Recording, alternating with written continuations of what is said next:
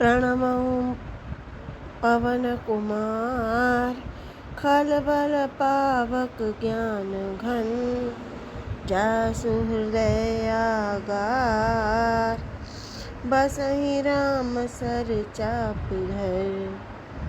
सियापति रामचंद्र की जय। हनुमान की जय। पवन सुत हनुमान की जय। भगवान राम सिंहासन पर आरूढ़ हुए। उस समय की शोभा वर्णन नहीं हो सकती। आसमान पर देवता दुंदुभी बजा रहे हैं, गंधर्व के नर गीत गा रहे हैं, अप्सराएं नृत्य कर रहे हैं,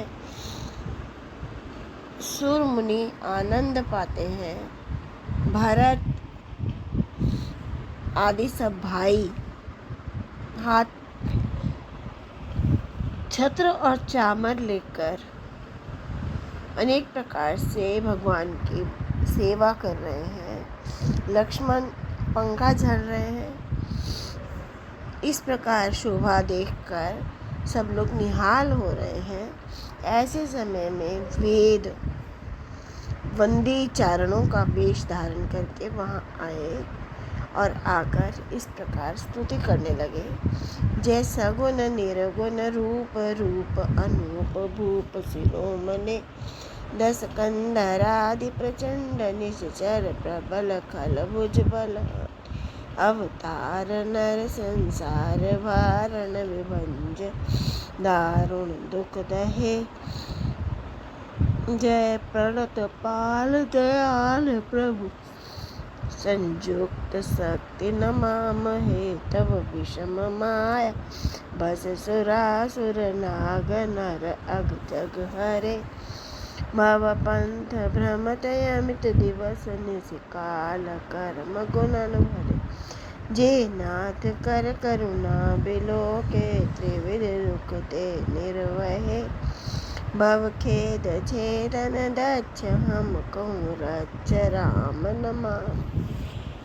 इस प्रकार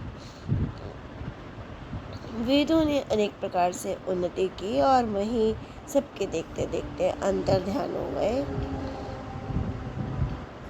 हे गरुड़ तुम सुनो, उस समय भगवान शंकर वहाँ आए और विनय करके उनकी वाणी गदगद हो रही है, शरीर पुलकित हो रहा। जय राम रमा रमनम शमनम भवताप भयाकुल पाहि जनम अवधेश सुरेश रमेश विभो शरणागत मागत पाए प्रभो दस शीस विनाशन बीस भुजा व्रत दूर महामहि भूरि रुजा रजनी चर वृंद पतंग रहे सर पावक तेज प्रचंड दहे महिमंडल मंडन चारुतरम धृत सायक चाप निशंग वरम। इस प्रकार भगवान शंकर ने अनेक प्रकार स्तुति की और कहा कि मैं बार बार यही वर मांगता हूँ कि मुझे हमेशा चरण कमलों की भक्ति प्राप्त हो। इस प्रकार भगवान राम के गुण का वर्णन करके वे कैलाश चले गए। तब भगवान राम ने सब सारे कपियों के लिए सुंदर सुंदर महल दिए। ये गरुड़, ये कथा अत्यंत पवित्र है, तीनों तापों का नाश करने वाली है, भय दूर करने वाली है। राम का ये सुंदर अभिषेक प्रसंग जो सुनेंगे वे सब सकाम सुनेंगे तो नाना प्रकार की संपत्ति सुख पाएंगे, और अगर ये विमुक्त होकर सुनेंगे, विरत होकर सुनेंगे तो भगवान राम की भक्ति मिलेगी। इस प्रकार अनेक प्रकार से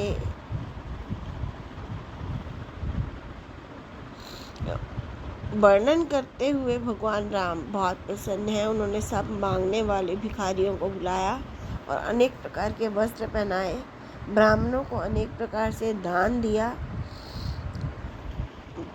ब्रह्मानंद में मगन हो गए कपि और उनको पता ही नहीं चला कि किस प्रकार से 6 महीने बीत गए। सबको अपना घर बिसर गया है, सपने में भी उसको याद नहीं करते। तब एक दिन राम ने सारे मित्रों को बुलाया और सबको आदर सहित अपने पास बैठाया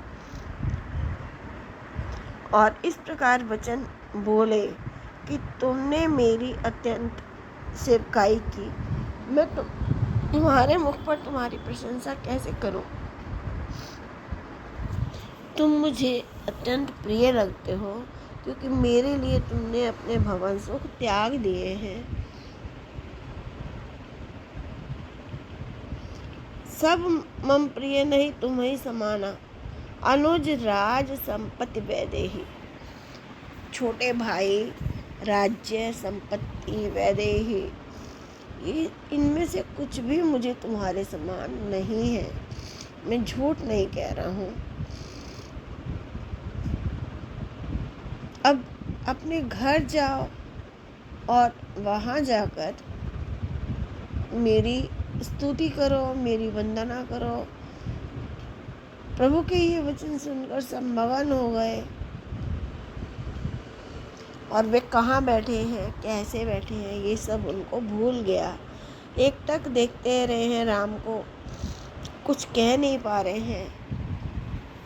भगवान राम ने उनका परम प्रेम देखा तो अनेक प्रकार से ज्ञान वर्णन किया।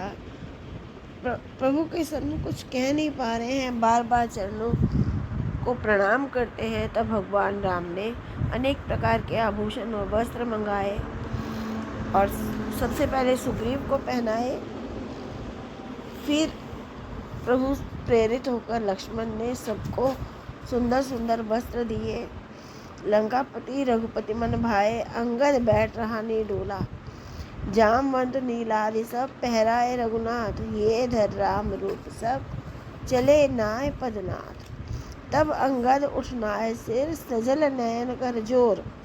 तब अंगद ने उठकर सिर झुकाया और आंखों में आंसू भरकर इस प्रकार कहा कि हे सर्वज्ञ, मेरे मरते समय मेरे पिता आपको मेरे हाथ तुम्हारे हाथ में डालकर गए थे और कहा था कि आज से ये तुम्हारे गुरु माता पिता हैं, तो मैं तुम्हारे चरण छोड़कर कहाँ जाऊं। आप बताओ कि घर बार में आपको छोड़कर मेरा कौन सा काम अटका है। बालक ज्ञान बुद्धि बलहीना, राखो शरण नाथ जन दीना।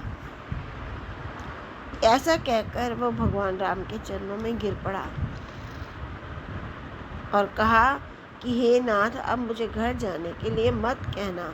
अंगद के ये वचन सुनकर भगवान राम ने उसको उठाकर अपने हृदय से लगा लिया। आंखों में आंसू बहने लगे। तब अपने गले की माला और वस्त्र बाली तनय को पहनाए और विदा किया। अनेक प्रकार से समझाकर भरत अनुज सौमित्र समेता पटवन चले भगत कृत चेता। अंगत हृदय प्रेम नहीं थोरा, फिर चितव राम की औरा। बार बार दंड प्रणाम करते हैं। मन में ये भाव है कि शायद अब मुझे राम रुकने के लिए कह दें।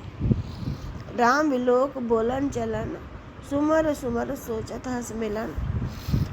तब भगवान राम ने इन सब कपियों को आदर सहित अयोध्या के पार पहुंचाया।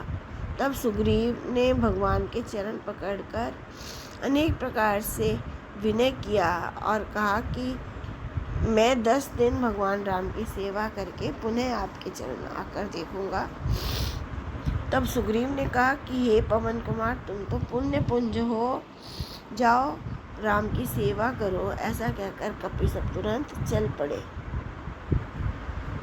अंगद ने कहा कि हे हनुमान, मैं तुमसे कहता हूँ कि जब कभी भगवान राम मुझे भूलने लगे तो मेरी सूरत उनको ही करा देना, मेरी याद करा देना। तब भगवान राम ने निषाद को बुलाया, अनेक भूषण वस्त्र प्रसाद आदि दिया और कहा कि घर जाकर मेरा नाम सिमरन करो। तुम मेरे मित्र हो, हमेशा भरत के समान भाई रहोगे, इसलिए इस भवन में आते जाते रहना। ये वचन सुनकर निषाद के मन में अत्यंत सुख उत्पन्न हुआ। वह भगवान राम के चरणों में गिर गया, आंखों से आंसू बहने लगे। राम के ये सब चरित्र देखकर नगरवासी बहुत खुश हो गए हैं। बार बार कहते हैं कि हम धन्य हैं जिन्होंने ऐसे सुख राशि को देखा है। राम राज बैठे त्रिलोका, हर्षित गए भय गए सब शोका। बैर न कर काहू सन कोई, राम प्रताप विषमता खोई। सब लोग वर्ण आश्रम के अपने अपने धर्म पर चलते हैं, वेदों का पालन करते हैं। राज्य में कहीं न भय है, न शोक है, न रोग है। सब लोग अत्यंत प्रसन्न हैं। ये है आज का कथा प्रसंग। आपने सुना। भगवान राम की कृपा हमेशा आप पर बनी रहे। आप इसी प्रकार प्रसन्न रहें और भौतिक, दैहिक, मानसिक तापों से मुक्त रहें। बोलो मेरे साथ सियापति रामचंद्र की।